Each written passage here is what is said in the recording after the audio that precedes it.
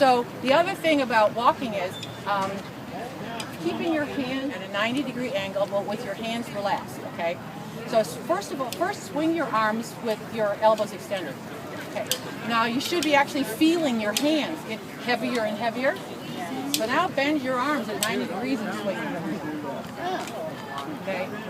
So all that power to move you forward is now in your upper body instead of down here in your hands. So it takes you longer to swing your hands this way than it does to swing your arms like this at 90 degrees. Okay? So in walking, just as in running, all of your motion, you're trying to move yourself forward.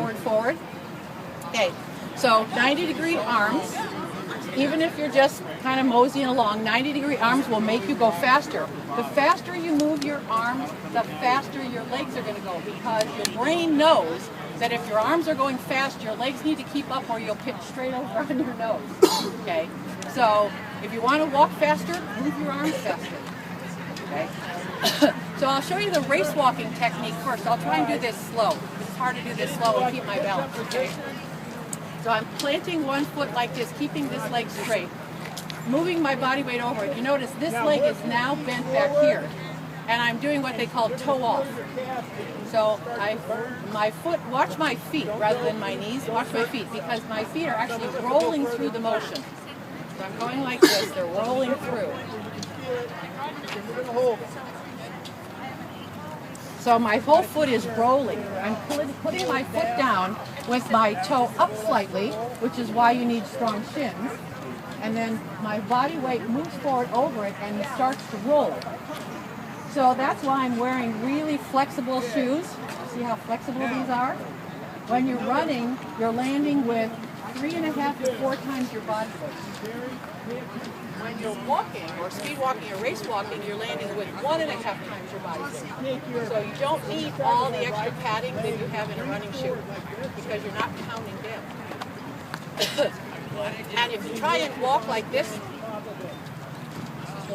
that's kind of more like marching.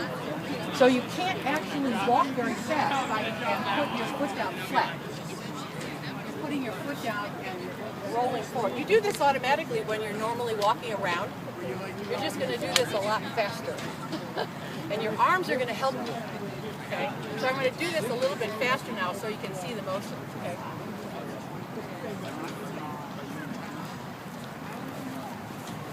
And you'll notice that my hips are kind of moving not back side to side, but they're moving this way. It's as if there's a pole right down through the center of your body, and you're rotating it. Because as your leg moves forward, your hip has to drop. Your hip moves forward too. So it's moving around this pole, this imaginary post in your body. So the motion looks like this, not this. And that's all forward motion again. So the whole idea is to move yourself forward as fast as you possibly can.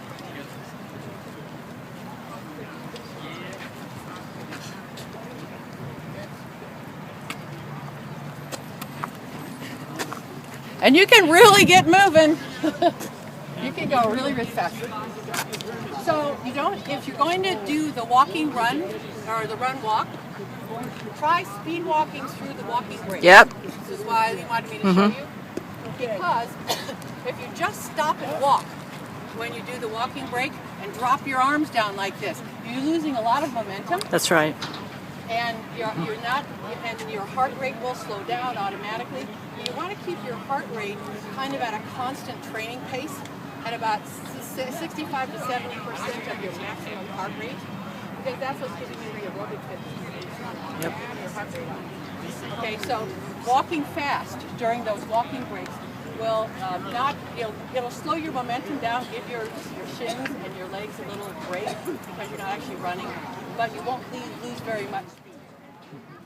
What kind of what kind of stretching do you tell your group? That one that I just showed you, walking on your heels. Okay, your house, that's a great one. Walking on your toes. So walk on your heels for like from here to your living room and back and whatever, and then walk on your toes. That's to strengthen the calf and the shin muscles. Because you're using, doesn't matter. on my feet, since I'm usually barefoot in the house, I do it barefoot, but it might hurt your heels at first. Yeah. And so the other thing is you're using a lot of your waist. So this is a great exercise for women as well because you use your arms a lot, you're using the waist muscles a lot. So this band, everybody know that this big band that attaches here is called a iliotibial band. It's about that wide. It attaches all the way down. So that can get really tight because you're using it a lot more than you are in running. So that's a good stretch as well. And it's kind of hard to do this standing because you got to do it on one foot. Can you lean on, there you go. Yeah. But put your hand on one wall. Oh, that's a nice one. Yeah. Cross your leg at the ankle like this, and then just press down slightly until you feel the pull. And you should feel the pull from here. It feels really good. Down to where it attaches at the knee. Because those really tighten up. Runners get those as well. Runners get tight to the tibia band as well. Okay. All right. And you're using your upper body a lot. So here's one that. Oh, that's a great one. Yeah, this is one because this is going to stretch the underarm muscles and the muscles across here. Can you show us? Yeah. So here. So try and touch. Can you do that?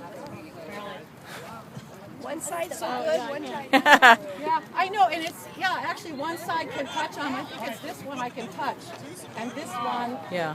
Oh, look, I can touch them both now. Hey, progress. Yeah, except in November when I switched over from running to race walking, I couldn't touch. All right. Wow, that's the first time I've done Really? that. Wow. Yeah, so this is a good one. That's a good stretch. Skipping is another good one. So you might want to do this in your backyard or whatever. So skipping, you just skip around like that. Because this uses these muscles up here. So skipping is another one. Okay, I'll bring some next week. Well, actually, maybe not next week because unless I'm walking, I'm having knee surgery to fix the knee. Wow. At the beginning of the season, so you don't get too far ahead of me. So I can get back in here in about 3 or 4 weeks.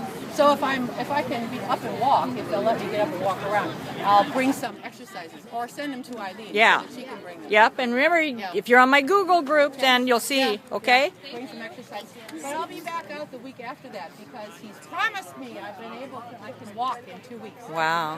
Thank you, Coach Rosemary. So, good group. All right. Yeah.